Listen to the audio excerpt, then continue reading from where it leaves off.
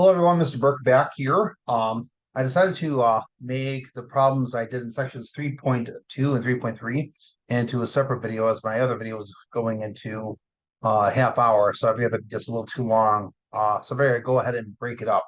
So I'm going to cover in this video problems from your homework from section 3.2 and 3.3 that apply the notes that we covered in the first video. So let me go ahead and get the homework open. We're only going to do a couple questions in section 3.2 because most of them are roughly similar to each other. But there are a couple topics that I do want to be sure to cover in that section. I'm just looking for words here. Here we go. Yeah, so we're looking at the homework problems. We're going to look at the problems home 4 and 10.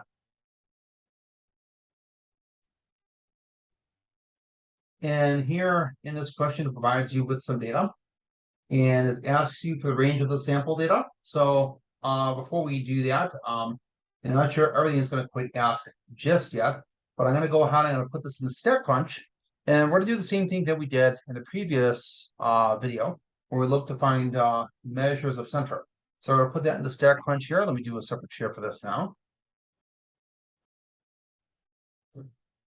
And we have the data listed here now. Remember, we're going to go to stat, summary stats in column. Now everything's in the var1 column. So we're going to select that here.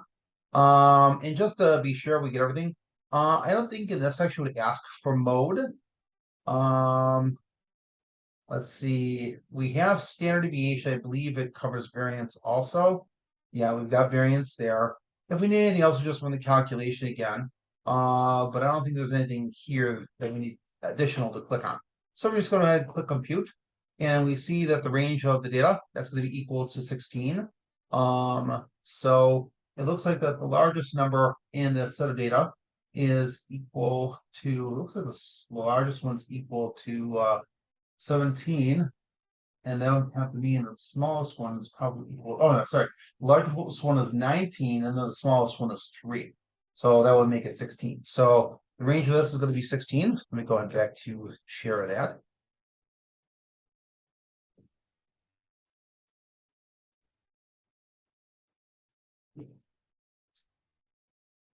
And as far as the units go, it says listed below the number of hurricanes that occur each year. So this is going to be 16 hurricanes.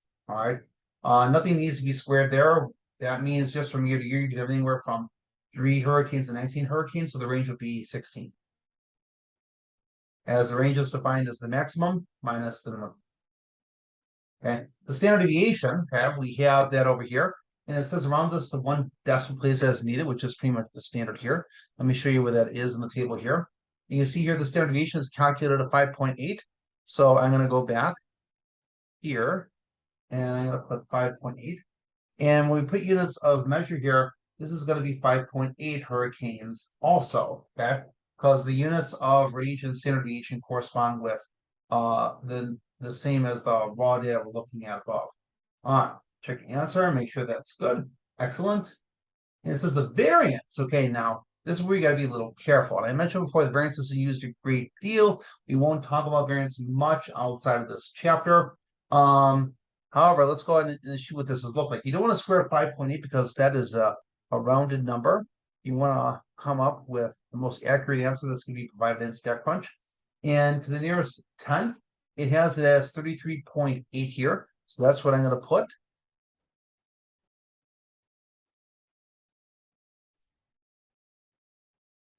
And this time it's going to be hurricane squared, because remember, the variance is the square of the standard deviation. So if you're squaring this number, you also have to square the unit. So it's going to be 33.8 hurricane squared.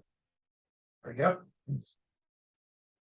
And then it says here, what important feature of the data is not revealed through the different measures of variation? Okay.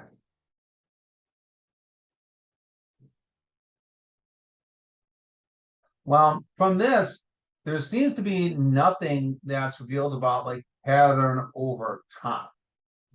We try to look to see if there was like an increase in the hurricanes or a decrease in hurricanes. That's what I would say will probably correct answer B, and sure enough, that's what it is. Okay. So usually when we look for this, we try to find something meaningful of it, but this alone usually is not going to provide this kind of meaning. But there will be other questions in which we do find some more meaning, or other times where that might inform certain aspects of the data we're analyzing. But in this particular case, not so much. We're going to skip ahead to question 10 now that we kind of see how we can use StatCrunch to find this. And what I want to consider now is question 10. It says, body temperature of a group of healthy adults have a bell-shaped distribution with a mean of 98.18 and a standard deviation of 0.57 degrees Fahrenheit. Using the empirical rule, find each approximate percentage below. What is the approximate percentage of healthy adults with body temperatures within 3 standard deviations of the mean, or between 96.47 degrees Fahrenheit and 99.89 degrees Fahrenheit? Okay, so for this one, we're gonna take that back to my notes here. And this is going to tie back, looking for, okay, I have something different on the sheet that I printed. But what was shown before, what you probably have a picture of, if you have 3 standard deviations like above, okay, then the percent of the area here that this is going to correspond with is 99.7% or 0.997. So it asks for what percent of adults, I think it says type is an integer or a decimal, which means I think they're going to look for this as a decimal. So if you look on your table, what you copied before, they should say 99.7. So let me go ahead and put that down. And we'll come back to that in just a moment.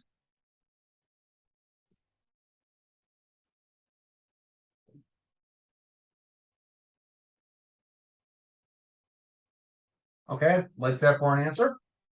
And that says approximately what percent of healthy babies, adults in this group have body temperatures between 97.04 and 99.32. Okay, so what they're looking for in this question is what is the range of this? So for example, we know from the data that 99 point okay, so let's take a look at the question here. So first off, the key data we're going to write. So if you could get a picture of this, and you may want to wind back or go back to this a little bit. I'm going to take this question over to my sheet of paper.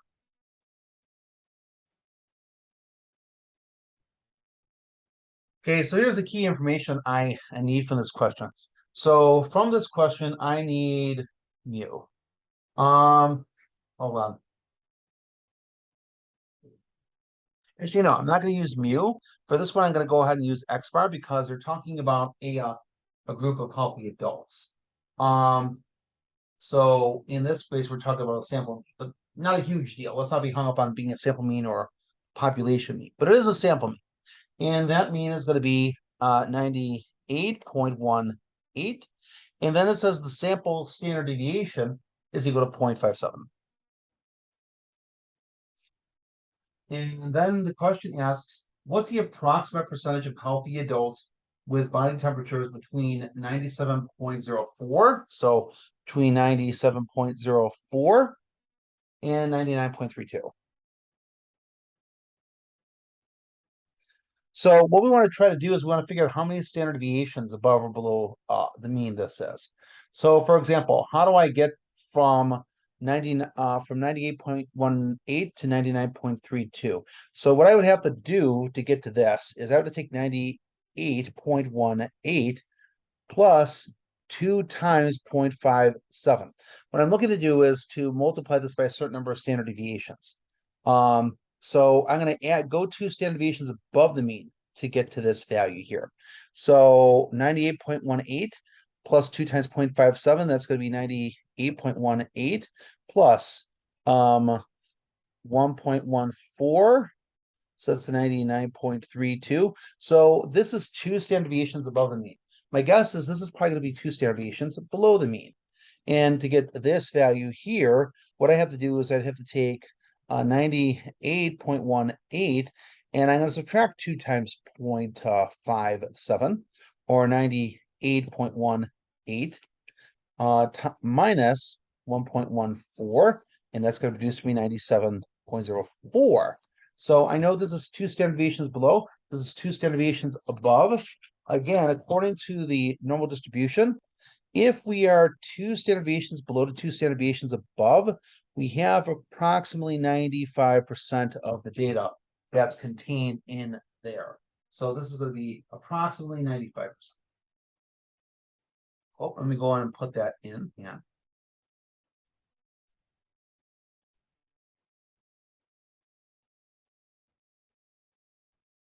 This is one of those things I'm going to be going over in class in more detail to show you how to find the answer to this. This is question 11.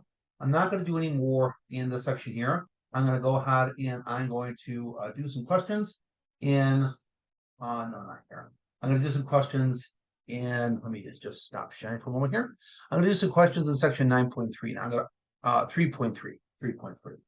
And I'm going to open that up and do some questions there, and that will complete the videos for chapter 3. So let's see.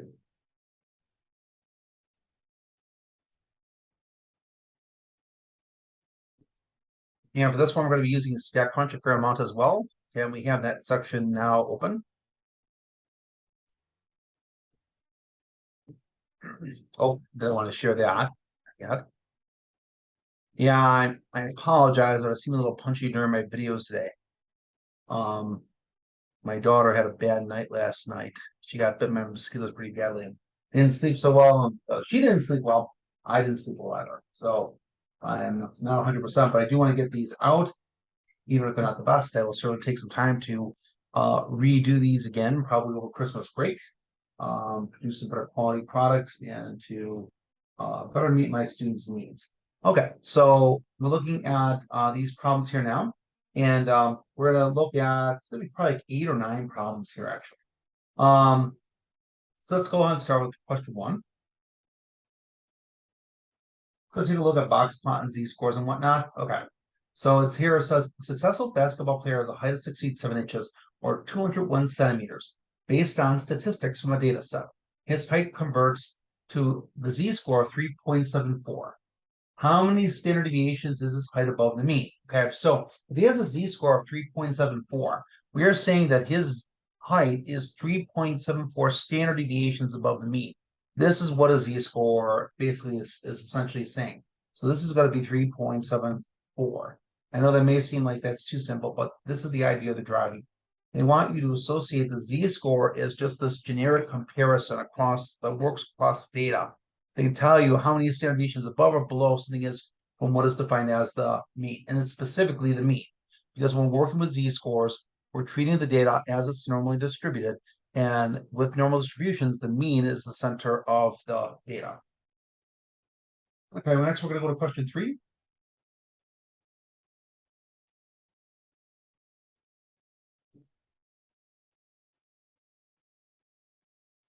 Okay, so it says, if your score on your next statistics test, if your score on your next statistics test is converted to a z-score, which of the z-scores would you prefer? -2, -1, 0, 1, or 2? Why?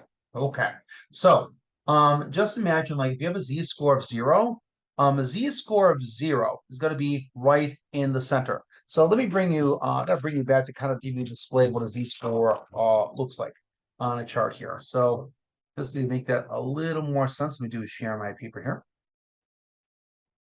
And on the back of the notes, I'm just going to draw kind of a generic table. Here we go. All right, so I'm going to just run this totally as a z-score. Here is the mean. The mean is in the center, whatever the value of the mean is. Well, at that point, the z-score is going to equal 0. Let's go 1 standard deviation above. This is like 1 standard deviation below. This is 1 standard deviation above. Here we have 2 standard deviations below. Here we have 2 standard deviations above.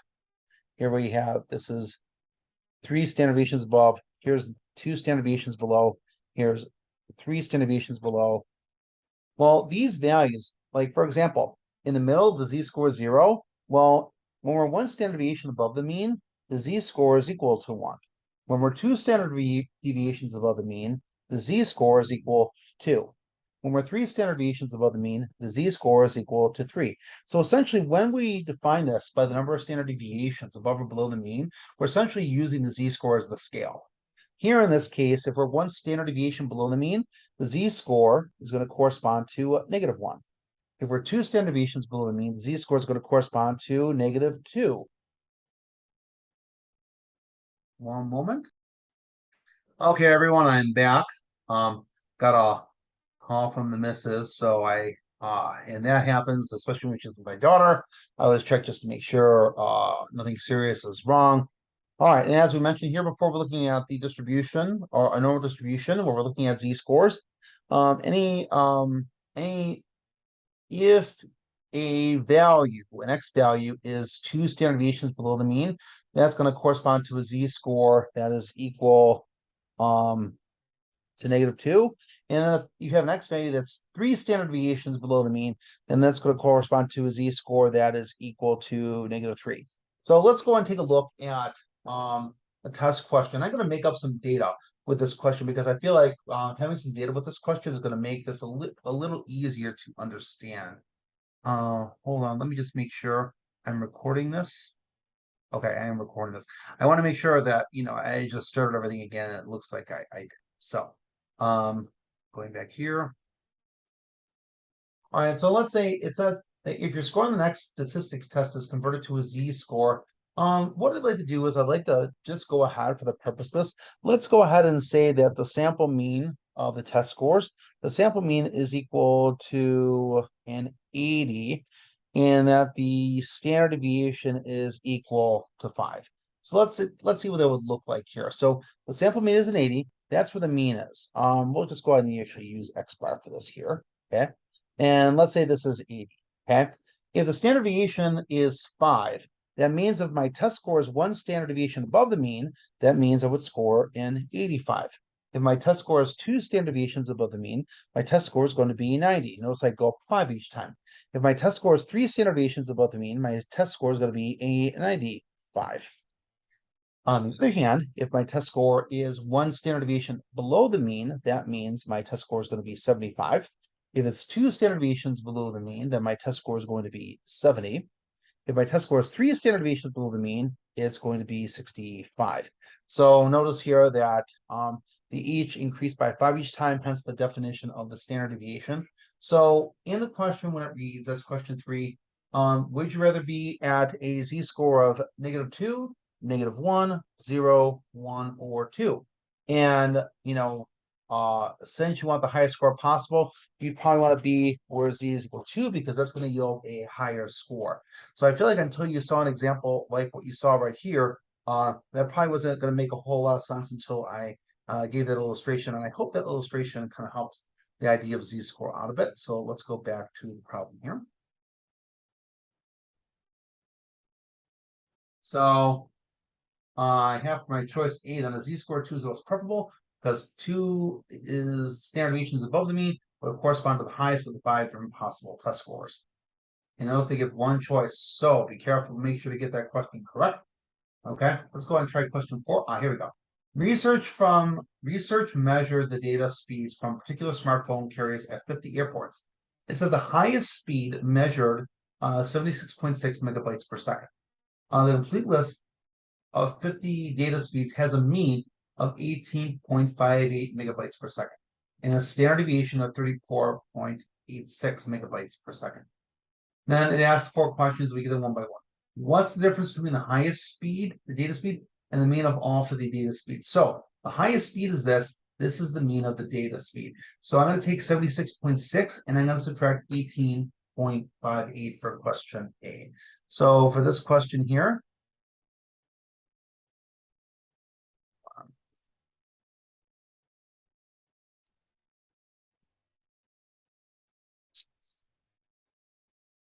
if it wants the difference between them, I'm going to go ahead and take the highest speed, which is 76.6.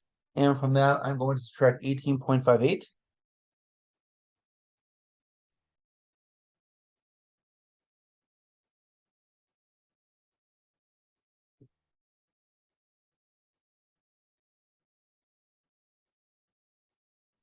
And this is going to give me a difference of 58.02, and that's going to be megabytes per second. So let's go back and put this information into here.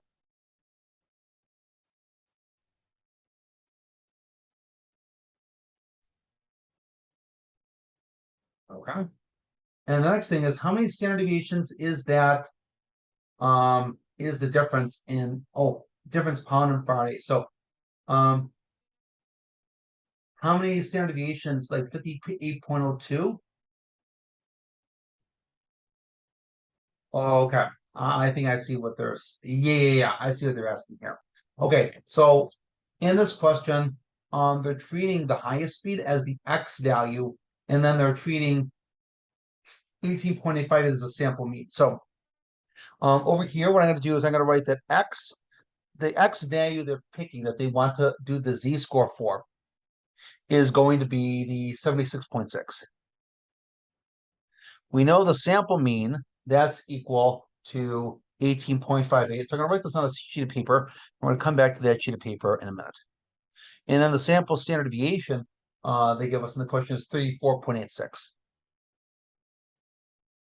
Now I showed standard I showed how to do a Z-score before. We're going to be doing more of that here again in these questions. So let's go ahead and see how we figured it out.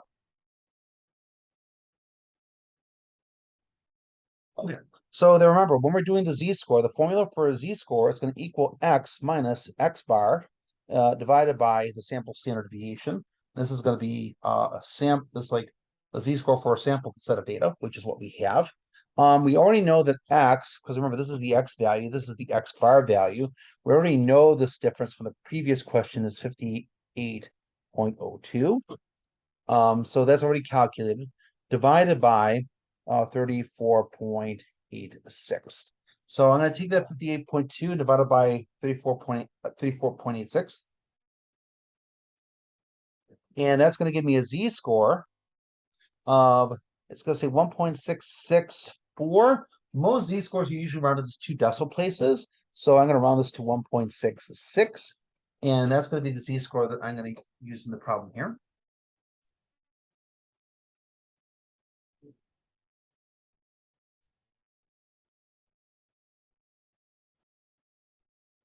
Okay, there we go. And it says, convert the carrier's highest data speed to a Z-score. Well, convert the carrier's highest data speed to a Z-score. I thought we just did that. So yeah, we just did that. So it's gonna be 1.66. I feel like they're like asking the same question twice. Yes, that's exactly what we did. Okay. So the carrier's highest data speed is, okay. Now the question is, if we take a look at the number of standard deviations above the mean, it is, the Z-score is 1.66. And what happens is this. If you have data that is more than 2 standard deviations above the mean, or more than 2 standard deviations below the mean, that's considered to be significant. Now, obviously, if you have a Z-score of +2, that's considered significantly high. If you have a Z-score of -2, that's considered significantly low. So let me go back to the illustration to kind of show what this means exactly.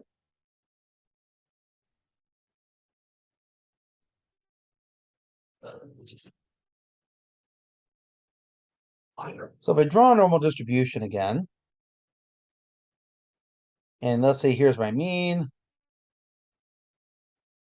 here's 1 standard deviation, here's 2 standard deviations.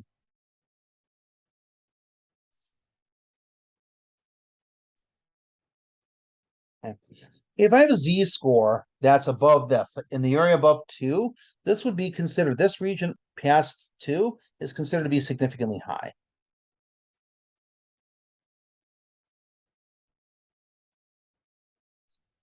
If I have a Z-score that's below -2, like -2.4, this would be considered significantly low.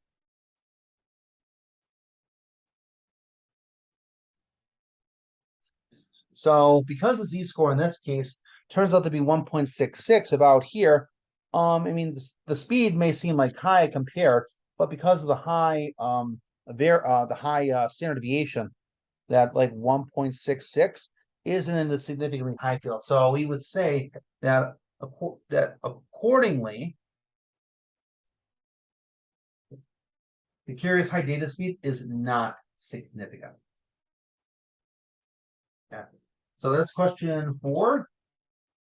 I'm going to go next to question 7. All right. So let's see. Use these scores to compare the given values. I'm going to go back to that table I had a moment ago. The tallest living man at one time had a height of 254 centimeters. The shortest living woman at that time had a height of 116.8 centimeters.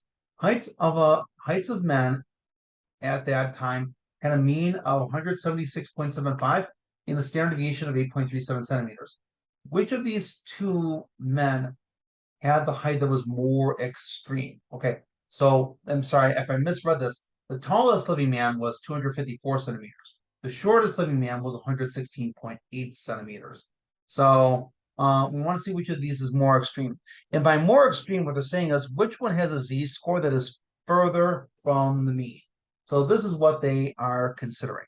So we're going to do that calculation on a separate sheet of paper and for both of those, and then see where that goes. All right, so data I'm going to write down on my table.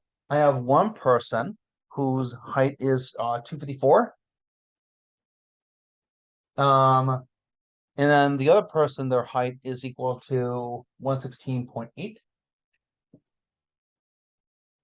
We know that for both of these people, the mean is going to be 176.75. And then that the standard deviation was going to be 8.37. So I'm going to bring this data over here to my paper and work this out. Now, they don't say exactly that this is population mean and population standard deviation. So I'm just going to go ahead and treat it as sample data to work with. All right. So remember, I'm going to do one z-score here, another z-score here. So z, remember, what's the formula for this? X minus X bar over S. So in this case, 254 is the height of this person. 54 minus 176.75 divided by 8.37. In this case, the z-score for this person over here is going to be 116.8 minus 176.75 divided by 8.37. And we want to see which of these yields a standard deviation that's further from the mean. So if I take 254, I'll do this here. And I use the phone, guys, because it just displays so much more nicely. 254 minus 176.75. I figured it out first. So this is going to equal 77.25 divided by 8.37. So that's going to give me a z-score of 9.2. So we'll say 9.23. So my z-score is equal to 9.23. So yeah, this person's height is not more than 9 standard deviations above the mean, which is like really, really high. That's extraordinarily large number. Wow. Okay. So now if you look at that, I'm just going to check to make sure I copied everything down correctly. Now let's take a look at this. So I want to find the z-score for this person. Because this person is well below the mean, we expect the z-score to be negative. So 116.8 minus 176.75. Hold on, I did that wrong. So they can't. That's like much of that. 116.8 minus 176.75. It should be. Let me try this. I'm gonna try this again because it should come out negative. 116.8 minus 176.75. There we go. Okay. And that's about right too. And I'm gonna take this as now going to equal negative 59.95. And this is going to be divided by 8.37. So I divide this by 8.37. And that's going to give me a z-score of negative 7.16. So my z-score for this one is going to be negative 7.16. Now, of course, that's a very low z-score. But which one is further from the mean? This one is. Because 9.23 is going to be further away than negative 7.16. If you're considering distance from the mean, you would just not want to pay attention to the negative. 9 is going to be further than 7 is going to be. So when you're considering which is more extreme, you need to consider just the absolute size of the number without concern for the negative. So we're going to go ahead and put that information now into MyMathLab.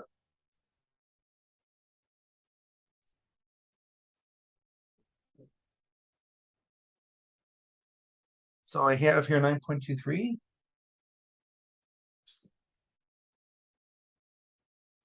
And for the short man, the negative. And then it says the tallest man has height that was more extreme. Check your answers. All right. So yeah, when doing that kind of comparison, you want to figure out both z-scores and see which one has a greater distance from the center or the z-score of 0. The next question we're going to look at is going to be number 8. So just click that question here. And use z-scores to compare the given values. This is the same kind of question. I think I'll leave it to you guys to do this one because this one's very similar to the one that we just did. Although in this case here, men and women are each going to have different means and different standard deviations. So you need to consider that, but it's done in a similar way. So I'll have you guys look at that one. Okay. Here's a question on how we're going to calculate the percentile 13.2. So if you look back at the notes I provided earlier on calculating percentiles, let me see if you can find that. Yeah, right here. Okay. If you're given a certain number and you want to figure out the percentile, we're going to figure out the number of values. Oh, sorry. I'm going to bring this back over to here. So we have the percentile 13.2. Let's find what 13.2 is. Okay, so here it is. What I'm going to do here is let's figure out how many data values there are.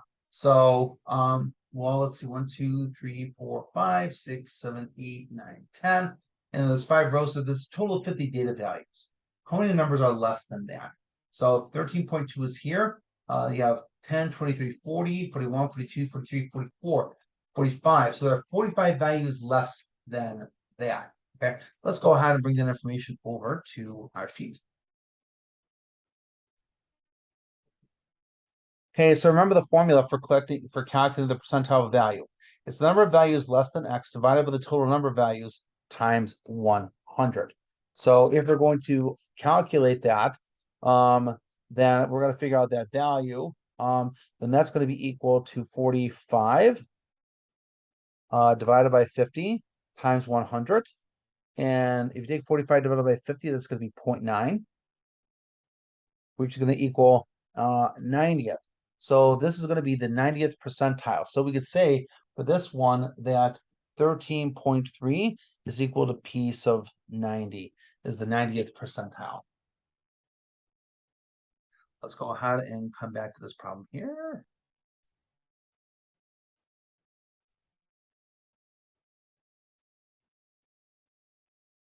Okay, let's see what it asks next. Okay, now it wants the 30th percentile. Okay, so now we're at the 30th percentile. We want to figure out which of these numbers up here is going to be considered the 30th percentile. Now, figuring, let's say 10 numbers, this is probably going to be about the 20th percentile. We want to figure out what the 30th percentile is. Well, how do we calculate that? Let's go back to the paper here. And we'll come back to this in just a moment because we need to find that number from the information there. Okay, the way we calculate the percentile is we want to find the locator. This is going to be the number of the data that corresponds, like a counting locator. You'll see how this works in a minute. We take the percentile divided by 100 and multiply it by the number of data values. So in this question here, the locator that's equal to k divided by 100, times the value of n. Well, what's k? That's the percentile because they want us to find p sub 30. So that means k is equal to 30. And then n is equal to the total number of data we have, which is 50. So putting this in now, we're going to have 30 divided by 100, and then that's going to be times 50 here. So we're going to have 30 times 100, 30 divided by 100, I should say. It's going to be 0.3 times 50. And my quick math tells me that that's going to be like 15, if I'm not mistaken. Hang on. Yeah, that's equal to 15. So what I'm going to do is I want to count to the 15th number. That's equal to the locator. So I hope I'm doing this right. I feel there might be some trick. This is different from book to book. So I think I'm doing it this the way this book suggests. Because each book has their own formula for this. So I'm looking for, here's 10, 11, 12, 13, 14, 15. Here's the 15th number, it's 0.9. Okay, so let's check the answer. Okay, there we go. We've got it. Okay, so that's how you're going to find the percentile, the corresponding number that corresponds to a certain percentile. And two more questions here to go. Okay, it says here, use the following cell phone airport speeds to find Q1. Now, if you're given this, when you're asked to find Q1, you're being asked to find the 25th percentile. And I'll bring you back to the paper on this in just a second. So, let's see here. So in this case, let's actually just come back to my paper here. So one of the things I mentioned in the notes earlier that when we're asked for Q1, that this is going to correspond to the 25th percentile. So just like we did in the previous question a moment ago, that means that K is going to equal 25. And in this particular problem, we're working with a set of data that's equal to 50. We have 50 total data values. So again, I'm going to use the locator formula, and that's going to be equal to 25 divided by 100 times 50. So 25 divided by 100 is going to be 0.25 times 50. Yeah, this is a good one because I want to make sure that we had a chance to look at something where we obtain a decimal. So 0.25 times 50, that's going to give me a value of a locator of 12.5. Now, this is an important rule when it comes to the value of the locator. For this one, always round up. You're always going to round your value up. If this was like 12.2, you still round it up to the next whole number, which would be like 13. So because this is 12.5, I'm going to round this up. That's going to be 13. So what I'm going to do is I'm going to look for the 13th number in the data, and that is going to be the number that represents the first quartile in my data. So let's come back to the problem here.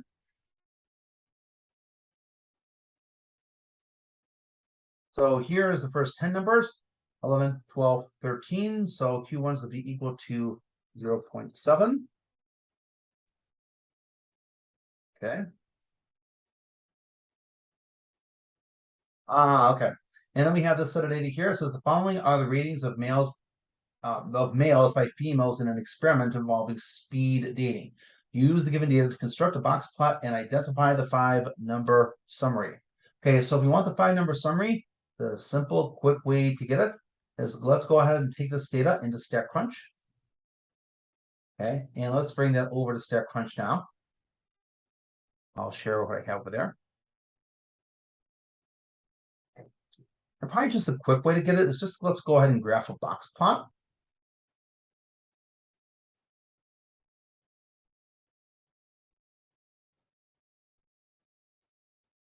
And if you go up here, it'll give you the 5-number summary. So hold on, just hover over that. Lower limit 3, Q1 is 6, median 6.5, Q3 9, upper limit 10. So I'm gonna go ahead and write that down. 3, 6, 6.5, 9, and 10. Oh, I can't tell you how nice it is because otherwise you'd be calculating Q1, Q3, and that could be a pain sometimes, especially with the decimals and everything. So let's go ahead and put this in, and it wants it in ascending order. So that's nice too, because StatCrunch gives you that to you. Oops. Okay. So putting this in, 3, 6, 6.5, 9, and 10. Okay. And let's see what else it's going to ask here. Which box plot best represents the data? So you want to see, so for example, if the minimum is 3, then you want to look for box plots that only go to 3. This goes to 0, that's no good. This goes to 2, no good. Both these go to 3s, that's possible.